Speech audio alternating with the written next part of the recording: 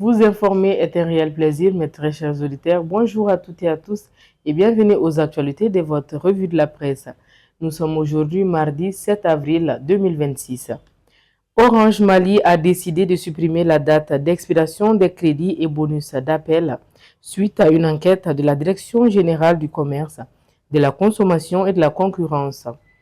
DGCC. En effet, la structure avait été saisie par l'Association des consommateurs du Mali, ASCOMA, concernant les pertes liées à cette pratique des opérateurs de téléphonie.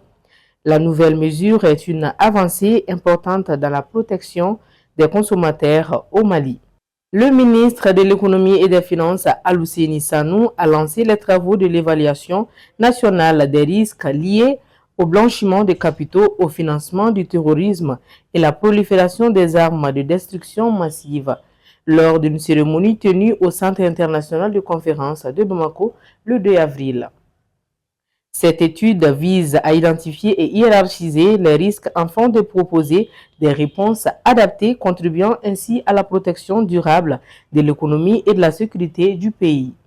Les douanes ivoiriennes ont annoncé le 30 mars dernier une réforme supprimant le visa des représentations douanières du Mali et du Burkina Faso sur les déclarations de marchandises à destination de ces pays.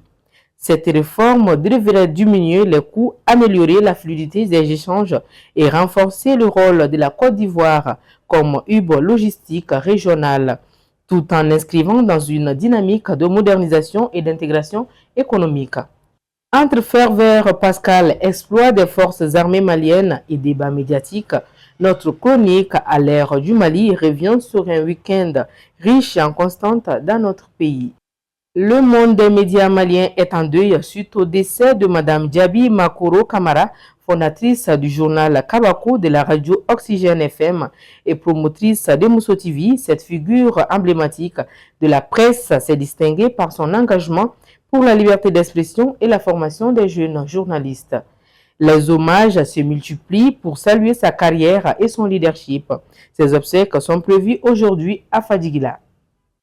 Nous terminons avec la page sport. Les classicos maliens entre le Djoliba AC et le stade malien de Bamako disputés sous une forte chaleur lors de la 17e journée du championnat professionnel Ligue 1. Orange s'est soldé par un match nul. Malgré la domination du Djoliba, ce résultat permet aux Rouges de conserver la tête du championnat avec 37 points, tandis que le stade malien reste 7e. Les autres matchs de la journée ont également enregistré des résultats serrés, confirmant la compétitivité du championnat. Et c'est ainsi qu'il met fin aux informations d'aujourd'hui. Merci à vous, très chers auditeurs, de nous avoir suivis. On se retrouve la prochaine fois et sur le même plateau. N'oubliez surtout pas de nous suivre à travers votre site www.lesor.ml et sur nos plateformes digitales d'information. Merci et bonne suite de journée.